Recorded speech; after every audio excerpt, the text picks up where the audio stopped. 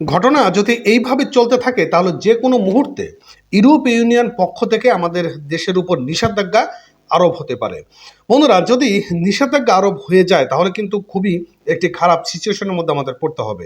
তো ইউরোপীয় ইউনিয়ন থেকে যেভাবে আমাদের দেশের এই পরিস্থিতি নিয়ে বেশ উদ্বিগ্নর মধ্যে রয়েছেন, তারা যে কোনো মুহূর্তে আমাদের দেশের উপর নিষেধাজ্ঞা দিয়ে দিতে পারে বলে আশঙ্কা করা হচ্ছে। আর এই ঘটনা যদি সত্যি হয়ে যায় তাহলে আমাদের দেশ শ্রীলঙ্কার কাছাকাছির মধ্যে চলে যাওয়ার একটি সম্ভাবনা রয়েছে।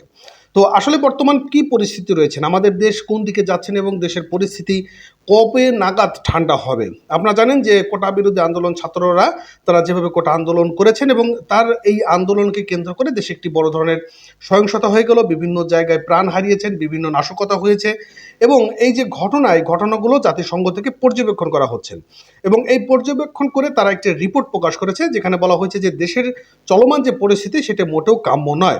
এবং জাতিসংঘের মহাসচিব অ্যান্তোনিও গুতেরেসের যে মুখপাত্র রয়েছেন স্টিফেন ডুজারিক, তিনি কয়েকটি বিষয় মন্তব্য করেছেন।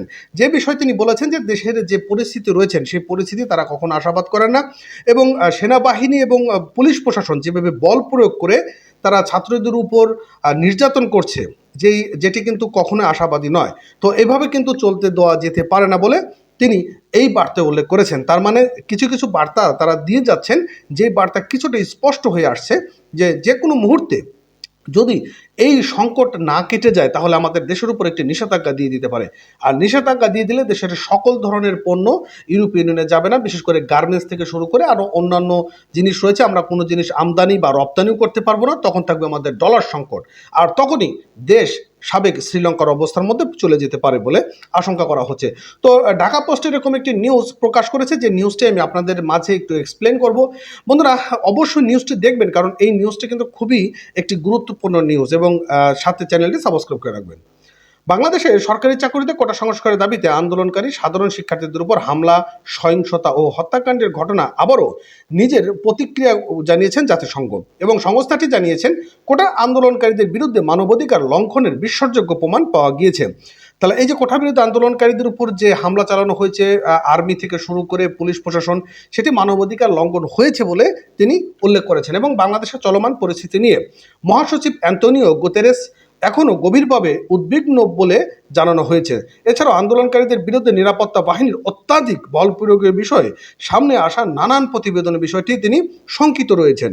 পাশাপাশি স্থানীয় সময় সোমবার অর্থাৎ 29শে জুলাই জাতিসংঘের নিয়মিত ব্রিফিংয়ে বাংলাদেশের বিষয় নেওয়া বিবৃতিতে এবং সাংবাদিকদের পৃথক প্রশ্নের জবাবে মহাসচিব অ্যান্তোনিও গুতেরেস মুখপাত্র স্টিফেন ডুজারিক এমন মন্তব্য করেছেন।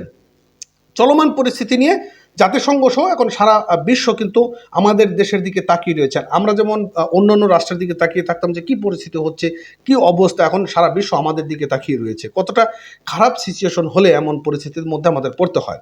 এদিকে ব্রিফিংয়ে মুখপাত্র স্টিফেন ডুজারিক প্রথমে বাংলাদেশ ইস্যুতে একটি বিবৃতি পাঠ করেন, এরপর সাংবাদিকদের করা প্রশ্নের জবাবে তিনি নানান উত্তর দেন এবং বিবৃতিতে তিনি বলেন যে মহাসচিব বাংলাদেশের পরিস্থিতি নিয়ে গভীরভাবে উদ্বিগ্ন রয়েছেন এবং তিনি আজ ছাত্র বিক্ষোভের পুনরায় শুরু হওয়ার খবরের দিকেও লক্ষ্য রাখছেন এবং শান্ত এবং সংযমের জন্য তিনি আহ্বান পুনর্ব্যক্ত করছেন। অর্থাৎ এই যে ছাত্র আন্দোলন আবারও যে উত্থান হচ্ছে, তো এটি নিয়ে কিন্তু তিনি গভীর উদ্বেগ প্রকাশ করেছেন এবং সরকারকে কিন্তু তিনি যে কোনো মুহূর্তে ব্যর্থ সরকার হিসেবে যদি একবার সিগনেচার হয়ে যায় তাহলে বোঝেন আমাদের কি হবে।